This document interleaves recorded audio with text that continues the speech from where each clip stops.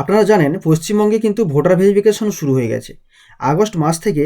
আর এই voter verification এখন আরও খুব সহজে হবে। এই ভেরিফিকেশন করতে কি কি কাগজ লাগতে পারে? শুধুমাত্র কি আধার কার্ড কিংবা প্যান কার্ড কিংবা ভোটার কার্ড থাকলে কি হয়ে যাবে? এ বিষয়ে সুপ্রিম কোর্টের রায় দেওয়ার কথা ছিল। তো সুপ্রিম কোর্ট এ বিষয়ে কী রায় দিয়েছে আর এই নিয়মে কি কি পরিবর্তন হয়েছে সমস্ত কিছু আজকের এই ভিডিওতে জানতে পারবেন। অবশ্যই ভিডিওটি প্রথম থেকে শেষ পর্যন্ত কন্টিনিউ করতে থাকুন। দেখুন, এখানে দেখতে পাচ্ছেন আধার কার্ড ভোটার কার্ডকেও পরিচয়পত্রের তালিকায় রাখুন। এসআইআর নিয়ে বলল সুপ্রিম কোর্ট। তো এখানে বুঝতেই পারছেন সুপ্রিম কোর্ট কিন্তু নির্বাচন কমিশনকে বলছে ভোটার কার্ডকেও এবং আধার কার্ডকেও পরিচয়পত্রে অর্থাৎ নাগরিকত্ব প্রমাণ করার জন্য পরিচয়পত্র হিসেবে এই আধার কার্ড ও ভোটার কার্ডকেও পরিচয়পত্রের তালিকায় রাখতে। তো এখানে দেখুন বলা হয়েছে নয়াদিল্লি থেকে এসআইআর নিয়ে সুপ্রিম কোর্টে বড় ধাক্কা খেল নির্বাচন কমিশন। সোমবার শীর্ষ আদালত সাফ জানায় যে কোনো নথিপত্রই জাল করা যেতে পারে। তো যে কোনো আপনারা জানেন যে কোনো নথিপত্র এখনকার দিনে কিন্তু জাল করা যেতে পারে। তাই আধার কার্ড এবং ভোটার কার্ড দুটোকেই বিশেষ নিবিড় সংশোধনীতে গ্রহণযোগ্য নথি হিসেবে ব্যবহার করা যেতে পারে। যদিও এই মর্মে আগেও পরামর্শ দিয়েছিল শীর্ষ আদালত। প্রথমে কিন্তু শীর্ষ আদালত বলেছিল যে আধার কার্ড এবং ভোটার কার্ডকে কিন্তু এই নাগরিকত্ব প্রমাণ করার জন্য কিন্তু কমিশনকে বলেছিল শীর্ষ আদালত। কিন্তু সেখানে কি হয়েছিল দেখুন, এখানে বলা হয়েছে যদিও এই মর্মে আগেও পরামর্শ দিয়েছিল শীর্ষ আদালত, কিন্তু সেই প্রস্তাব প্রত্যাখ্যান করে নির্বাচন কমিশন। তো বুঝতেই পারছেন নির্বাচন কমিশন কিন্তু এই যে সুপ্রিম কোর্টের যে কথা অর্থাৎ আধার কার্ড ও ভোটার কার্ডকে যে নাগরিকত্ব প্রমাণ করার জন্য যে বলা হয়েছিল সেটা কিন্তু শীর্ষ আদালত বলার পরেও নির্বাচন কমিশন তা কিন্তু প্রত্যাখ্যান করে। তারপর বলা হয়েছে দেখুন, বলা হলো বিহারে ভোটার তালিকা সংশোধনের কাজ চলছে। এই প্রক্রিয়ার পোশাকি নাম দেওয়া হয়েছে স্পেশাল ইন্টেনসিভ রিভিশন বা সংক্ষেপে এসআইআর। বিহারে এসআই নিয়ে একাধিক মামলা দায়ের হয়েছিল সুপ্রিম কোর্টে। সেগুলি একত্র করে শুনানি শুরু হয়েছে বিচারপতি সূর্যকান্ত ও বিচারপতি জয়মাল্য বাগচির বেঞ্চে। শুনানিতে আজ বিচারপতি সূর্যকান্ত জানিয়ে দেন যে কোনো নথিই নকল করা সম্ভব। তাই বলে কি আপনারা আধার বা এপিক কার্ডকে গ্রহণযোগ্য মানবেন না? তো এখানে বিচারপতি যে সূর্যকান্ত ছিলেন তিনি বলেছেন এখনকার দিনে কিন্তু প্রত্যেকটা নথিকে কিন্তু জাল করা যাচ্ছে। তা বলে কি আপনারা আধার কার্ড কিংবা যে ভোটার কার্ড রয়েছে তাদের সেগুলো কি কিন্তু আপনারা কি এপিক কার্ড যে রয়েছে সেগুলো কি গ্রহণযোগ্য হিসেবে মানবেন না? তারপর বলা হয়েছে দেখুন, বিহারের নিবিড় ভোটার তালিকা সংশোধনের বিরুদ্ধে সোমবারের শুনানিতে খসড়া ভোটার তালিকা প্রকাশ্যে কোনো স্থগিতাদেশ দিতে রাজি হলেন না বিচারপতি সূর্যকান্ত এবং বিচারপতি জয়মাল্য বাগচি। যখন বিচারপতিরা দেখলেন যে সূর্যকান্ত বাগচি ও বিচারপতি জয়মাল্য বাগচি দেখলেন যে এই ভোটার কার্ড ও যে এপিক কার্ড কিংবা আধার কার্ডকে যে গ্রহণযোগ্য হিসেবে মানছেন নির্বাচন কমিশন, সেক্ষেত্রে কিন্তু স্থগিতাদেশ দিতে রাজি হলেন না বিচারপতিরা। এবং তারপর বলা হয়েছে দেখুন, আগস্টের প্রথম দিনে এই খসড়া তালিকা কিন্তু প্রকাশ করার কথা নির্বাচন কমিশনের, তা কিন্তু প্রকাশ হয়ে গেছে বিহারে। তবে বিচারপতিরা আধার কার্ড এবং ভোটার কার্ডকে বৈধ নথি হিসেবে গ্রহণ করতে বলেন কমিশনের কাউন্সিলকে। তো কমিশনের যে কাউন্সিলই ছিল সেই কাউন্সিলকে বলেন যে বিচারপতিরা যে এই ভোটার কার্ড এবং আধার কার্ডকে কিন্তু যাতে গ্রহণযোগ্য হিসেবে মানা হয় তার জন্য কিন্তু তারা কাউন্সিলকে বলেন। তখন কাউন্সিল রাকেশ দ্বিবেদী বলেন আধার এবং ভোটার কার্ড প্রচুর জাল হচ্ছে।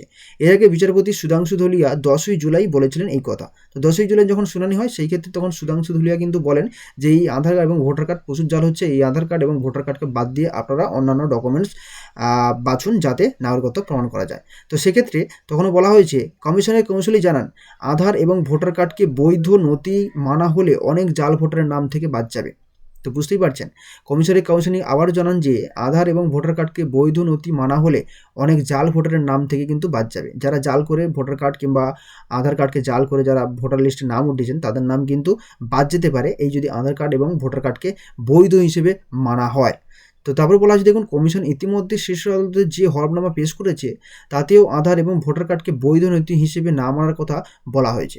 তো হলফনামা পেশ করা হয় যে কমিশন রয়েছে সেই কমিশনের কাছ থেকে কিন্তু শীর্ষ আদালতে কিন্তু এই আধার এবং ভোটার কার্ডকে বৈধ নথি হিসেবে না মানার জন্য কিন্তু হলফনামা দিয়েছে এই নির্বাচন কমিশন। এদিন বিচারপতি সূর্যকান্ত বলেন রেশন কার্ড জাল করা হচ্ছে একথা মানি, কিন্তু আধার কার্ড এবং ভোটার কার্ডের গ্রহণযোগ্যতা নিয়ে সন্দেহ করলে মুশকিল। এখনও এই দুই কার্ডের পবিত্রতা মানা হয়। তো এটা কিন্তু সুপ্রিম কোর্টের নির্দেশ। এখানে বলা হয়েছে যে আধার কার্ড এবং যে এপিক কার্ড এটা কিন্তু গ্রহণযোগ্যতা নিয়ে সন্দেহ করলে মুশকিল, কেননা এই দুই কার্ডের পবিত্রতা মানা হয়। শুধুমাত্র হতে পারে হয়তো রেশন কার্ড জাল করা হচ্ছে। তো তারপর বলা হয়েছে দেখুন, জাল আধার কার্ড প্রসঙ্গে তিনি আরও বলেন পৃথিবীতে একটা জিনিসের নাম করুন যেটা নকল নেই, সব জিনিসই জাল করা হচ্ছে। তো তারপর বলা হচ্ছে দেখুন, জাল কার্ড ধরার পদ্ধতি বের করুন। তো এটা বিচারপতির নির্দেশ, সুপ্রিম কোর্টের বিচারপতির নির্দেশ দিয়েছেন। দেখুন, জাল কার্ড অবশ্যই হতে পারে, তা ক্ষেত্রে আপনারা কি এই পদ্ধতি বার করবেন না যাতে সুস্থভাবে এবং নাগরিকত্ব প্রমাণ করার জন্য আসল ডকুমেন্টস বের করা যায়। তার জন্য হচ্ছে জাল করা আধার কার্ড কিংবা যদি ভোটার কার্ড থাকে সেটি ধরার পদ্ধতি বের করুন। করে ধরুন, প্রতিটি কার্ড ভালো করে যাচাই করুন, তাতে আপত্তি নেই। তবে বিচারপতি এইসব যুক্তির পরে কমিশনের কাউন্সিলে কিছু বলেননি। এদিন বিচারপতি সূর্যকান্তের সঙ্গে প্রধান বিচারপতি গাভাইয়ের পূর্ব নির্ধারিত বৈঠক থাকায় এই মামলার শুনানি বেশিক্ষণ চলেনি। তারপর বলা আছে দেখুন, তবে বিচারপতি সূর্যকান্ত মামলাকারদের আশ্বাস দিয়েছেন আগামীকাল মঙ্গলবার বিশদে শুনানি হবে, তাতে যদি দরকার পড়ে কমিশনের পুরো প্রক্রিয়া খারিজ করে দেওয়া হবে। অর্থাৎ এই যে কমিশন বলেছে যে আধার কার্ড এবং ভোটার কার্ডকে হবে না, অন্যান্য ডকুমেন্ট দিতে হবে, আর এদিকে সুপ্রিম কোর্ট বলছে না আধার কার্ড ও ভোটার কার্ড দিয়েই করতে হবে, সেই ক্ষেত্রে কিন্তু মঙ্গলবার বিশদে শুনানি হবে। তাতে যদি দরকার পড়ে কমিশনের পুরো প্রক্রিয়া, অর্থাৎ কমিশন যেটি বলেছিল যে আধার কার্ড ভোটার কার্ডকে মানা হবে না, সেই যে প্রক্রিয়াটি সেটা কিন্তু খারিজ করে দেওয়া হতে পারে বলে জানানো যাচ্ছে। তারপরে বলা হচ্ছে দেখুন, মঙ্গলবারই যা সিদ্ধান্ত নেওয়া তা নেওয়া হবে, তবে অপ্রয়োজনীয় আদেশ দিয়ে লাভ নেই, আগে কমিশন খসড়া তালিকা প্রকাশ করুক। কমিশনের আইনজীবী রাকেশ দ্বিবেদীকে বিচারপতি সূর্যকান্ত বলেন গণহারের নাম বাদ না দিয়ে যাতে গণহারের নাম তালিকায় যাতে অন্তর্ভুক্ত করা যায় তা দেখুন। তো এখানে বুঝতেই পারছেন যে কমিশন খসড়া তালিকা যে প্রকাশ করেনি, তখন কিন্তু আগস্ট মাস ছিল না, তখন জুলাই মাস ছিল, তো সেই ক্ষেত্রে তখন প্রকাশ হয়নি। তো এই ক্ষেত্রে বলেছে কমিশনের আইনজীবী রাকেশ দ্বিবেদীকে বিচারপতি সূর্যকান্ত বলেন গণহারের নাম না বাদ দিয়ে আপনারা চেষ্টা করুন গণহারে ভোটার তালিকায় নাম যাতে ওঠে। তো এদিন অ্যাসোসিয়েশন ফর ডেমোক্রেটিক রিফর্মস অর্থাৎ এডিআর আর আইনজীবী বিচারপতিদের অনুরোধ করেন যে খসড়া তালিকায় যাতে সংশোধনের সুযোগ থাকে তা দেখতে হবে।